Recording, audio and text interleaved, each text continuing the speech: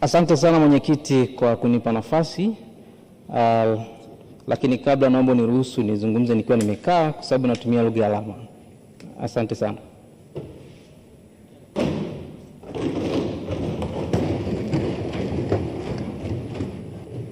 Aketi, asante. Mheshimiwa mwenyekiti, awali yote kama nilivyosema nashukuru kwa fursa ambayo umenipa, lakini pia nimshukuru Mungu kwa kunipa afya njema na kuwepo mahali hapa siku ya leo. Lakini pia nimshukuru sana Mheshimiwa Rais kwa imani yake kwangu. Mimi ni mtu mwenye ulemavu. Ninakushukuru pia sana chama changu cha Mapinduzi kwa imani yao kwangu. Nikiwa mbunge wa kwanza kiziwi hapa Tanzania tangu bunge hili kuanzishwa.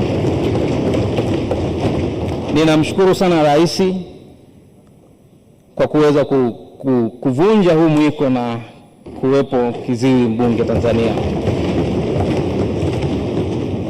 Lakini Mheshimiwa mwenyekiti, nisiwe mchoyo wa fadhila, naomba nimshukuru mama yangu kwa kazi kubwa sana ambayo aliyoifanya ya kunilea mpaka kufika mahali hapa. Namuomba sana Mungu ambariki. Mama yangu amekuwa ni balozi wa watu wenye ulemavu. Namshukuru sana sana mama yangu. Mheshimiwa mwenyekiti, pia nashukuru kwa fursa hii. Naomba pia nimshukuru Profesa Mkumbo, waziri wa Wizara ya Mipango na Uwekezaji, kwa namna ambavyo alitushirikisha katika kukusanya maoni na hatimaye maoni yetu yote yamezingatiwa. Na kushukuru sana Profesa. Mmefanya kazi kubwa sana. Kiukweli tumeridhika. Na wenzangu wenye ulemavu pia wamenituma ni kushukuru. Mmefanya kazi kubwa, tumeridhika. Mwenyekiti, naomba nichangie maeneo matatu. Kwanza, eneo la elimu, afya na ajira. Mheshimiwa mwenyekiti, nianze na elimu. Ninaomba serikali tunakoelekea iweze kuongeza shule za watoto wenye ulemavu, kuanzia shule za msingi kwenye ngazi ya wilaya mpaka mkoa, kwa sababu shule za wenye ulemavu ziko chache sana. Kwa hiyo watoto wenye ulemavu wanapata shida. Kwa mfano mimi binafsi, shule ya msingi nimesoma, nilitoka Zanzibar nikasoma Dar es Salaam, lakini pia sekondari ilinilazimu kwenda Njombe. Kwa hiyo ilikuwa ni changamoto kubwa.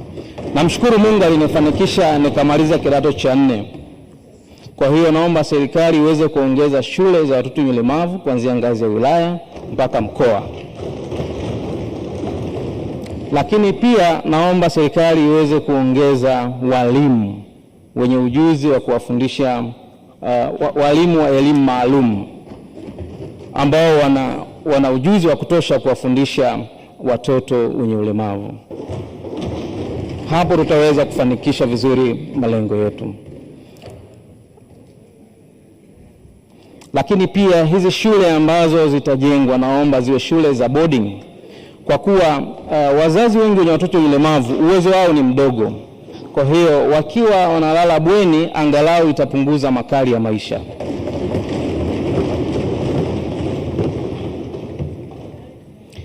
Kuhusu afya, kwanza kabisa nipongeze serikali kwa jitihada kubwa sana katika kuboresha miundombinu. Lakini naomba niongeze kidogo, niombe serikali iboreshe zaidi miundombinu. Kwenye vituo vya afya kuwe na wakalimani. Ikitokea mtu ambaye ni kiziwi anaumwa, kawaida binafsi huwa sipendi kutumia mkalimani kwa sababu ya usiri wa changamoto zangu za kiafya. Kwa hiyo pendekezo langu, ningeomba pia watoa huduma wa afya wapewe mafunzo ya lugha ya alama. ili kuweza kurahisisha mawasiliano na kuwa na usiri.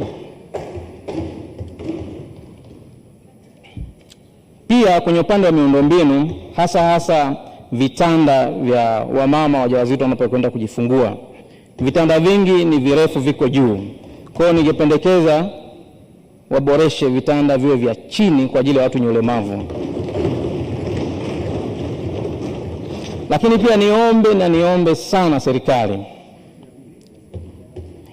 iruhusu kurekebisha kanuni kidogo kwa upande wa wanawake wenye ulemavu wasioona wanapokwenda hospitali kwa ajili ya uzazi, iruhusu waweze kuingia na ndugu zao, kwa sababu tunacho kisa kimoja. Kuna mama mmoja sasa hivi ni marehemu, alijifungua watoto mapacha, lakini kwa bahati mbaya aliibiwa mtoto mmoja, akabakiwa na mtoto mmoja. Kwa hiyo ningeomba sana serikali iruhusu hilo, ili wamama wajawazito wanapoenda kujifungua ambao ni wasioona wawe na ndugu zao waweze kuwaangalizia watoto.